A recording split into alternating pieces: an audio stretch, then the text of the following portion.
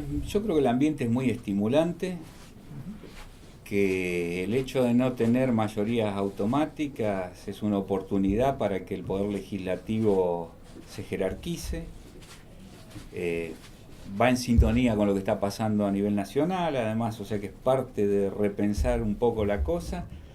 Hemos estado construyendo estos meses y yo lo que veo es que se pueden hacer cosas. Eh, Requieren trabajo, requieren concentrarse en los problemas específicos a veces y postergar, si querés, las discusiones generales o macro, pero haciendo ese trabajo hay que hacer un esfuerzo muy grande de ser claro en la exposición de las ideas. Hay que hacer un esfuerzo muy grande en entender rápidamente lo que el otro te viene a decir y se van construyendo puntos en común y las cosas pueden avanzar. Nosotros tenemos una serie de proyectos que envió el Ejecutivo a partir del 1 de marzo que están progresando en su gran mayoría, con trabajo, con apertura también. Los proyectos se han modificado casi todos en comisiones, no se ha tenido una postura de esto lo mandó el Ejecutivo y es la Biblia y no se modifica, ¿cierto? Y las cosas van saliendo, ¿no? No al ritmo que le gustaría al gobernador, que ha dicho que se tendría que trabajar más rápido. Sí, bueno, pero tampoco lo ha dicho tan así, ¿eh? Yo vengo del Ejecutivo y es otro ritmo, indudablemente. Y en las condiciones actuales el ritmo se hace tal vez un poco más lento. Pero bueno, ¿Ustedes lo sintieron como una es lo que presión tenemos. esas declaraciones de él, no? No, yo creo que es la ansiedad y un poco, bueno, él está con una agenda tremenda, ¿no? Si uno mira tanto en sentido geográfico como en sentido temático, está con una agenda muy intensa y desde ese ritmo ver lo que pasa acá, claro, genera así como un contraste, ¿no? Sí, sí, aparte se puede, o sea, la legislatura también está cruzada por las coyunturas, digamos, ¿no? La atraviesan, digo, el tarifazo del gas, la cuestión de los conflictos salariales con los trabajadores, una lista larga, etcétera, que también te van modificando el trabajo legislativo. Sí, sí, para mi gusto hay toda una intensidad así en lo que es un esfuerzo declarativo, por generar posicionamientos sobre temas nacionales o temas generales, que está llevando una energía que yo creo que se podría gastar mejor en otras cosas, ¿no? Lo que pasa es que estamos en un momento complejo, o sea, eh, el peronismo fuera del poder es algo complicado, ¿cierto? No están acostumbrados, uno ve que hay mucho dolor, digo peronismo en términos generales, digamos, no hablo solo del Frente para la Victoria, sino... Hay una parte del MPN, por ejemplo. Sí, no, pero sobre todo acá se ve en bloques que son afines, digamos, al periodo anterior, que están poniendo mucha energía en rechazar iniciativas del actual gobierno y en defender iniciativas del gobierno posterior. Y esto lleva un tiempo que yo creo que sería mejor invertirlo en otras cosas, digamos, ¿no? Ahora volvemos a eso, pero no me quería perder una parte anterior, que es cómo evalúan ustedes lo que aparentemente hay como un consenso general de notar que en la legislatura hay más participación externa, más participación popular, si quiere, o social, o de organismos intermedios de la sociedad civil que vienen e intervienen, perdón por la redundancia, en los proyectos, ¿no? Los modifican, aportan, critican. No, eso está muy bueno. Yo el único límite que veo ahí es que tenemos, en realidad, la vida de la legislatura, si bien el momento de exposición pública, la misa de la democracia es la sesión, digamos, la vida de la legislatura está en las comisiones. Y las comisiones se reúnen 2 horas por semana. Y el tiempo es muy acotado, entonces hay que cuidarlo mucho, ¿no? Entonces a mí me parece bárbaro y de hecho están las oficinas, no es necesario que sea en el ámbito tan formal de la comisión que se dé esa interacción. Y si se da hay que tratar de limitarlo porque realmente no nos alcanza el tiempo. Yo estoy presidiendo la Comisión de Asuntos Constitucionales y Justicia y tenemos una agenda inmensa. Y ahí es justamente donde se discuten las cosas, como bien marca usted, de lo que luego se va a ir a discutir al recinto, pero se redactan las leyes, entonces el lugar donde la gente va naturalmente a tratar de incidir es justamente en la redacción o no Sí. de las leyes. Pero nosotros hemos generado varias veces espacios paralelos, digamos, ¿no? Claro. Después de la comisión atendemos a la gente que quiere ya una cosa más de intercambio, porque incluso es más fácil dialogar fuera. En la comisión, salvo excepciones, usan la palabra solo los diputados, se sientan a la mesa solo los Claro. diputados y realmente hay mucha cosa para hacer. Claro. Entonces, a mí me parece que generar espacios alternativos Sería una vía, digamos. y es mejor, sí, porque realmente no hay tiempo. Bueno, es diferente en distintas comisiones, pero hay comisiones que tienen una agenda muy grande Sí, sí. y es muy difícil dedicar tanto tiempo. No obstante, esto no quita lo valioso, ¿no? Por eso digo, busquemos otras vías que nos permitan hacer las dos cosas. ¿Cómo se sintieron con respecto al proyecto de salud que fue tan debatido y también muy criticado y también fue objeto de mucha participación en la legislatura? ¿En qué estado está y cómo lo evalúan ustedes en el paso de estos primeros 6 meses? Sí, ese proyecto tuvo un curso desafortunado. En realidad es un proyecto que se monta sobre una ley de facto, esas que dicen el gobernador promulga y sanciona y promulga, y que respondía a un vocabulario desde el año 82. Tenía toda una redacción propia de 30 y pico años atrás y de un gobierno autoritario, ¿no? Y se buscaron cambiar 2 o 3 cosas. En realidad el espíritu del cambio era bastante modesto. Básicamente se pretendía ahí que las prestaciones del sistema de salud se valoren según un nomenclador propio y no uno externo. Se pretendía la posibilidad de poder facturarle a las obras sociales sin que se presente un carnet ni se firme una orden, sino solo constatando que la cobertura existía del paciente. Y se pretendía darle título ejecutivo a la deuda de las obras sociales con el sistema de salud para poder cobrar más rápido. Sobre esos objetivos se descuidó un poco, se mantuvo una redacción que hoy es inviable, digamos, que respondía a 30 y pico de años. Entonces arrancamos medio mal porque se mezclaron las cosas, ¿no? Se mezcló lo que era de facto con lo que se quería discutir ahora y ahí el cargo es de alguna manera el proyecto no estuvo afortunadamente elaborado.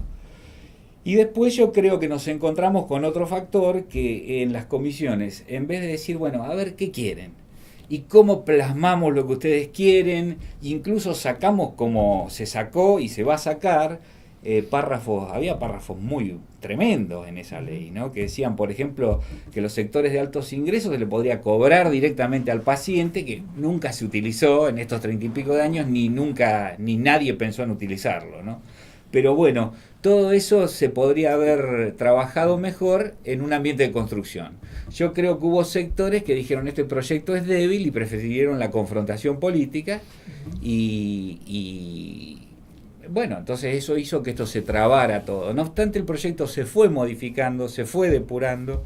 Hay un proyecto hoy que creo que es muy superador del original que envió el Ejecutivo y que yo pienso que puede lograr un consenso amplio porque el espíritu era solo ¿no? Potenciar la posibilidad del sistema de salud de cobrarle a las obras sociales, a las compañías de seguros, a las tarjetas de crédito, jamás al paciente y con todos los cuidados para que no haya ningún tipo de interferencia en el acceso al servicio según que un tipo tenga o no cobertura. ¿Cómo evalúa toda la coyuntura relacionada con el tarifazo de gas o con los aumentos de las tarifas de gas? ¿Qué posición tiene usted? El gobernador ha sido no un defensor exacto, pero sí ha propuesto ideas en consonancia con el gobierno nacional, y Rolando Figueroa, el vicegobernador, por lo menos tiene una frase que abre un signo de pregunta sobre su posición porque está más cerca de los que están en contra de los tarifazos, con una frase de el gas no puede ser un bien inalcanzable para los neuquinos. Entre esas dos definiciones, ¿con cuál usted concuerda un poco más y qué visión tiene? Bueno, yo voy a utilizar, digamos, la posibilidad de dar una opinión personal y la posibilidad de que, como no estoy en la trinchera en la que está el gobernador, tengo más margen de maniobra. Yo creo que este gobierno nacional hay cosas que no hizo bien, no me gustó cómo trató la revisión del impuesto a las ganancias, no me gustó cómo trató el tema tarifario, y creo que esto, digamos, no disminuye, digamos, el acompañamiento en la gestión que tiene el partido nuestro con el gobierno nacional. Creo que hay que darle un poco de tiempo. Están mostrando que son capaces de recoger. Realmente yo creo que fue muy salvaje, sobre todo el tema del gas en la Patagonia, pero eso se está encaminando. Lo de ganancias se están tomando un tiempo. Dicen que el año que viene vamos a tener un nuevo esquema que sea más equitativo. Esperamos que ahí se recoja también la diferencia en el costo de vida que tienen las provincias patagónicas. Pero creo que es un momento de construir sobre todo. Yo veo justamente, y el último mes yo diría como que la grieta a nivel de conducciones políticas se está ampliando, digamos. Toda la gente que estaba con una carga de susceptibilidad o de herida por la pérdida del proyecto que encarnó Cristina Fernández los últimos años, está absolutamente impaciente y, digamos, ya suficiente fue para ellos ver lo que pasó como para decir este es un gobierno antipopular, y empecemos a pensar en que volvemos, ¿cierto? Yo creo que hay que darle más tiempo al gobierno, que está mostrando que está dispuesto a corregir camino. ¿Considera que deberían volver por lo menos los subsidios a la región patagónica? A mí me parece que lo que se está logrando a través del trabajo, que lo está tomando personalmente el gobernador, de poner un límite de 400% a las tarifas domésticas, y de poner un límite del 500% a las tarifas comerciales e industriales, es bastante significativo. El gas, en el caso de las tarifas industriales y comerciales, se estaba yendo a un 1300%, ¿cierto? Bajar a 500 nos pone más en línea con lo que está pasando en el resto del país, y eso significa recuperar el diferencial de alguna manera que tenía la Patagonia. Igual ¿no? aún 500 es un aumento bastante importante. Sí, pero yo tengo mis boletas de gas. Yo pasé de pagar en junio de 2013, 2014 y 2015 20 pesos por bimestre, entre 19 y 21, a 132. Bueno, está bien, es un caso particular. Sí, sí. Yo veo que otra gente paga más, yo tengo calefactores en mi casa y todo. Sí. Pero también es cierto que había hoteles, que por ejemplo es algo que nos preocupa, hoteles importantes que con 1 o 2 noches de una habitación pagaban la factura de gas del mes, y eso tampoco era equilibrado, ¿cierto? Sí. Entonces hay que ver, en porcentajes los aumentos son descomunales. Estas dos áreas donde yo creo que el gobierno actual no hizo las cosas bien, ganancias, por ejemplo, y el ajuste tarifario, también convengamos que recibieron un desmadre, particularmente en estas dos áreas. Sí. Entonces, bueno, uno podría decir, la salida podría haber sido un poco mejor, pero arrancaron de muy atrás, ¿no? En los dos casos, ¿no? Paso para terminar al partido, a hacer puertas para adentro. Ha hecho declaraciones la senadora Lucila Kressler, muy claras, digamos, me parece, en cuanto a la vida interna del partido. La actuación de Pereira también a veces va más cerca o más lejos del gobernador, y a veces es como un secreto a voces que la relación entre el gobernador y el vice no siempre concuerdan, digamos, en sus opiniones o en su forma de ver las coyunturas. Así que le abro para que por lo menos haga una introducción y me diga qué es lo que piensa, cómo ve hoy al partido. Ya empieza el segundo semestre, va a haber aprontes para las carreras legislativas de medio término, así supongo que eso va a exigir reacomodamiento y demás. No, yo creo que en un partido tan grande, así, con un perfil movimentista como tiene nuestro partido, es natural y es sano que haya distintas opiniones, y es bueno que éstas se puedan expresar. Me parece que en lo que es la gestión provincial hay una coherencia importante. Las diferencias entre el gobernador y el vice yo creo que son estimuladas mucho de afuera, tienen estilos distintos, tienen orígenes distintos, pero tienen una relación de muchos años y tienen los mecanismos para ir encontrándose y llevando el gobierno, ¿no?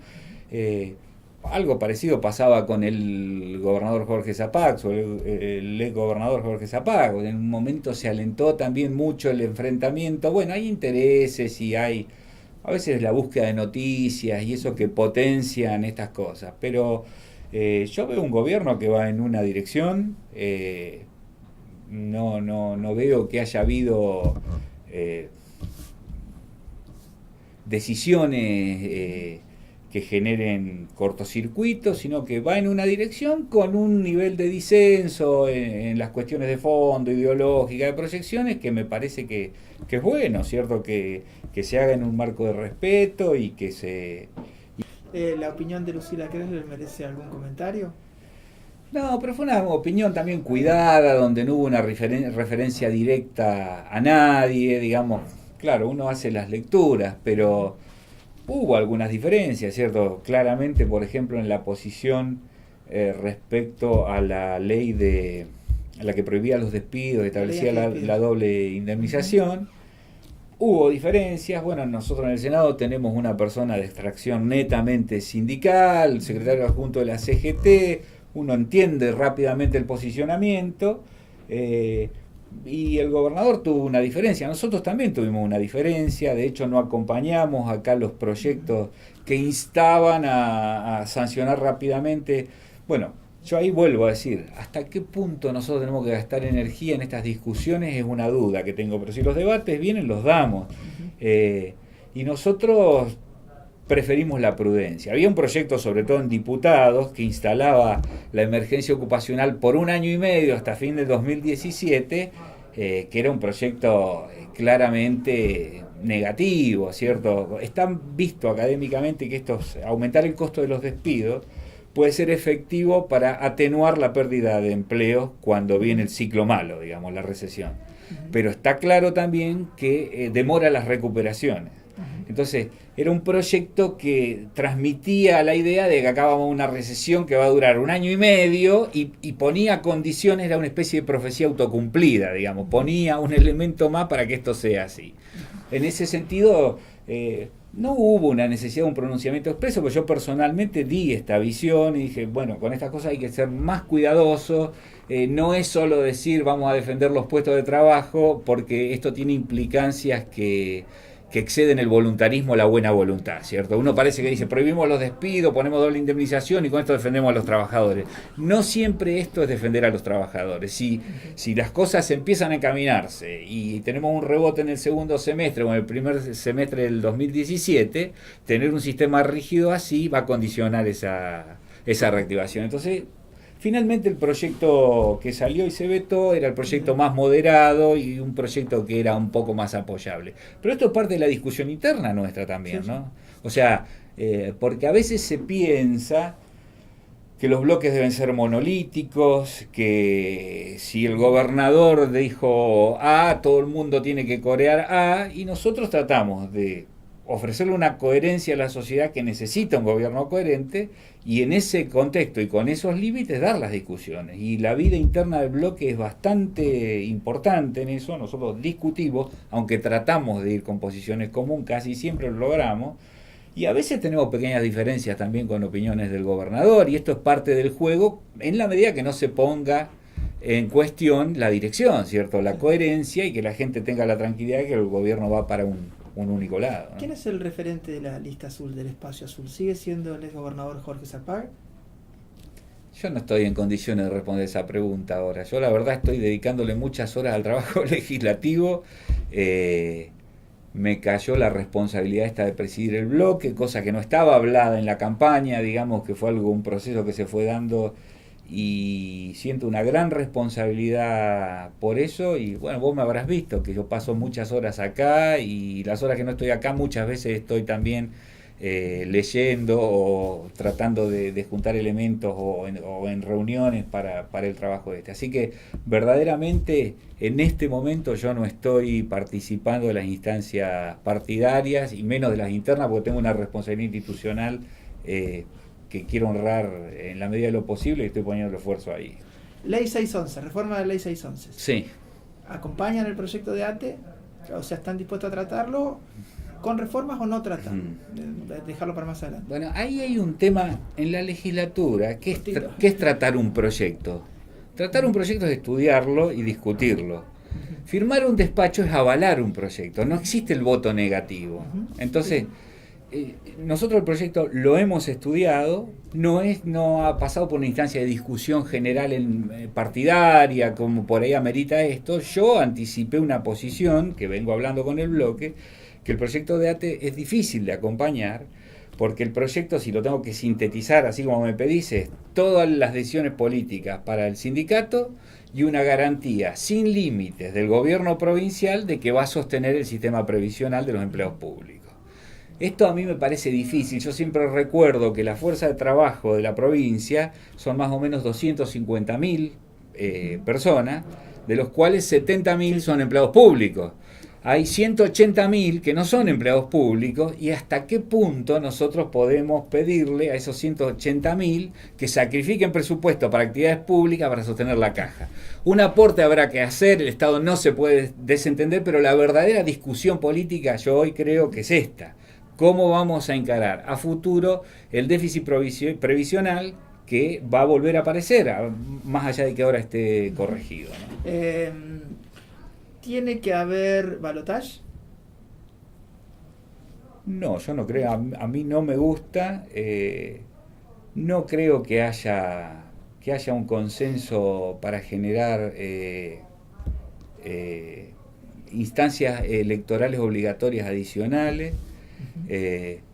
A nivel nacional, bueno, es diferente la cosa, ¿no? Porque, bueno, es una elección ordenatoria importante, pero no, a mí no me parece que haga falta en la provincia. De hecho, de todas las discusiones que ha habido a nivel del planteo de reforma política, rápidamente yo diría que decantó que la Constitución es mejor no tocarla en esta instancia para reformar el régimen electoral, y esta posibilidad entonces ni ocurriría, porque esto requiere modificar la Constitución. No diría todas, pero varias de las cuestiones que atañen a la reforma política exigirían por lo menos una enmienda en la Constitución, salvo que lo del voto electrónico, por ejemplo, podría ser una reforma que no requiera de meterle mano a la letra de la Constitución. Claro, modificar el instrumento electoral, que esa es la forma más general de decirlo, ir a boleta única, sea electrónica o no electrónica, requiere modificar la ley electoral. No requiere modificar la Constitución. Y hay muchas otras cosas que se pueden hacer sin modificar la Constitución. La discusión de candidaturas simultáneas, la discusión de listas colectoras, la limitación de los tiempos de campaña electoral, tener campañas limpias y tratar de poner una normativa que nos ayude a tener campañas limpias, avanzar en la transparencia, en la rendición de los fondos que usan los partidos para... Todas estas cosas se pueden hacer sin modificar la Constitución.